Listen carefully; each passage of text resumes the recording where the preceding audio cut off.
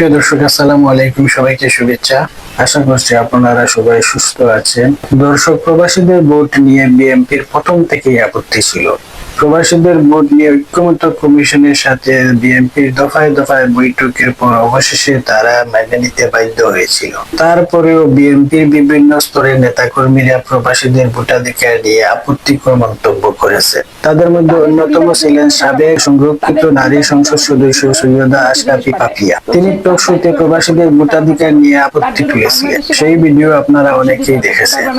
বাংলাদেশ নির্বাচন commission postal ভোটের মাধ্যমে বিশাল প্রবাসীদেরকে নির্বাচনের আওতায় এনেছে, কিন্তু বাংলাদেশের বৃহৎ একটি দল বিএনপি তারা প্রবাসীদের ভোটের বিষয়টি এখনো মেনে নিতে পারেনি।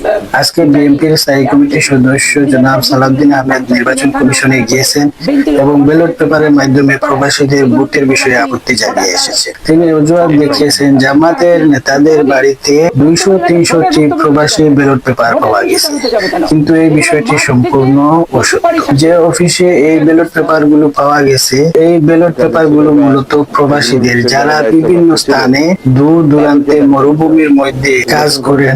অধিকাংশ প্রবাসীদের নির্দিষ্ট কোনো অ্যাড্রেস নেই, তাই জামাতে ইসলামী তাদের নিজেদের ভোটারের জন্য নির্দিষ্ট একটি অ্যাড্রেস ব্যবহার করেছে এবং এই অ্যাড্রেসে বাংলাদেশ নির্বাচন কমিশন তাদের ব্যালট পেপার গুলো পাঠিয়েছে। ব্যালট পেপার গুলো গ্রহণ করার পর জামাতের দায়িত্বশীলরা তাদের নেতাকর্মীদের ইনফর্ম করেছেন তাদের ব্যালট পেপার পৌঁছেছে।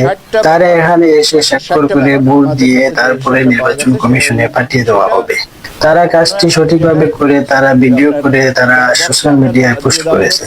এটা দেখে বিএনপির সহ্য হচ্ছে না, কারণ আপনারা সবাই জানেন বিএনপিতে অনেক নেতাকর্মী আছে, কিন্তু তাদের মধ্যে সেভাবে ভ্রাতৃত্ববোধ নেই। তারা তাদের কর্মীদের অ্যাড্রেস ব্যবহার করতে দিবে না।